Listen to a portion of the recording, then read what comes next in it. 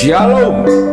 Sate pagi hari ini bertemakan Via Dolorosa. Firman Tuhan terambil dari Roma pasal 12 ayat 2 dan Efesus pasal 5 ayat 17.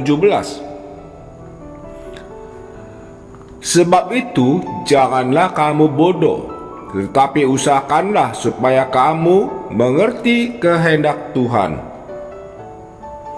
Seorang teman berkata kepada suaminya, "Jika kamu bersikeras untuk pulang kampung, maka kita terpaksa harus berpisah, karena saya harus membantu usaha anak saya di sini."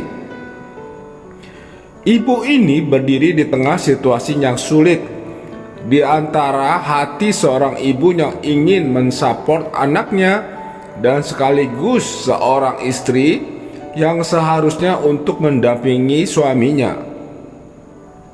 Ia menangis dan berkata, "Apa yang harus saya lakukan? Bukankah kita banyak diperhadapkan pada situasi yang sulit seperti ini, di mana kita mengerti perceraian bukanlah kehendak Tuhan. Namun kita tidak lagi memiliki kekuatan untuk mempertahankannya." Masih banyak contoh lain tentang dilema kehidupan yang membuat kita bergumul untuk mengetahui kehendak Tuhan atas situasi yang kita hadapi. Lalu, bagaimana kita dapat mengenal kehendak Tuhan dalam setiap episode kehidupan kita? Paulus berkata, "Janganlah kamu menjadi serupa dengan dunia ini, tetapi berubahlah oleh pembaruan budimu, sehingga kamu dapat membedakan manakah kehendak Allah, apa yang baik, yang berkenan kepada Allah, dan yang sempurna." Dengan kata lain, kunci untuk mengenal kehendak Tuhan terletak pada pola pikir kita. Firman Tuhan menjadi corong utama yang menyuarakan kehendaknya. Namun, hal ini tidak akan banyak menolong kita yang kita tidak belajar mengadopsi setiap pikirannya menjadi pikiran kita. Di setiap pergumulan kita untuk mengenal kehendak Tuhan harus bercermin pada apa yang ada di dalam hati dan pikirannya, bukan pada pendapat dan pandangan kita. Sebagai contoh sederhana, perceraian menjadi pola kehidupan yang dapat diterima oleh dunia ini.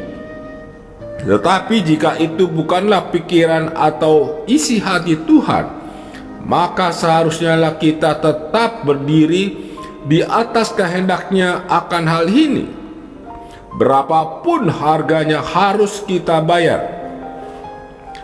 Yesus menjerit dalam tetesan darah di tengah pergumulannya di antara kehendak Bapa dan kemanusiaannya.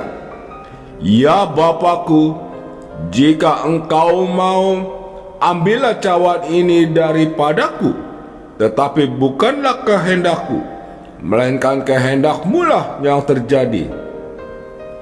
Salib menjadi contoh sempurna tentang keberanian untuk berjalan di Via Dolorosa dengan membawa kesempurnaan kehendaknya. Dengan kata lain, jika kita ingin mengenal kehendak Tuhan, kita harus memiliki kesiapan hati dan keberanian untuk memikul dan menjalaninya dengan harga termahal sekalipun. Lebih baik menanggung beban dan air mata di jalan yang menuju kehendaknya daripada berlenggang kangkung di seberang jalan dunia. Apa yang saat ini menjadi dilema kehidupan kita? Marilah kita menyelaraskan setiap pikiran dan hati kita pada pikiran dan hati Kristus, karena disitulah sumber kehendak Tuhan yang sempurna.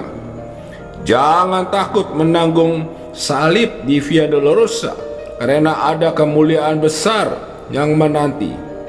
Ingatlah The cross never been without the crown. Sudahkah kita siap memenuhi kehendak-Nya di dalam kehidupan kita? Amin. Mari kita berdoa. Bapa Surgawi, seringkali aku menghadapi dilema di dalam kehidupanku. Beriku hikmat-Mu supaya aku mengetahui apa yang Kau kehendaki atas hidupku. Di dalam nama Tuhan Yesus, aku berdoa. Amin. Haleluya, puji Tuhan, puji nama-Nya yang maha besar, agung kuasa-Nya yang maha benar. Haleluya, puji Tuhan, pujilah Dia untuk selamanya, karena nama-Nya ajaib benar. Alam raya ciptaan-Nya, angkat suaramu dengan bergemar. Petik kecapi dan tabuh gendang, hai semua yang bernapas, pujilah Dia untuk selamanya, karena nama-Nya ajaib benar.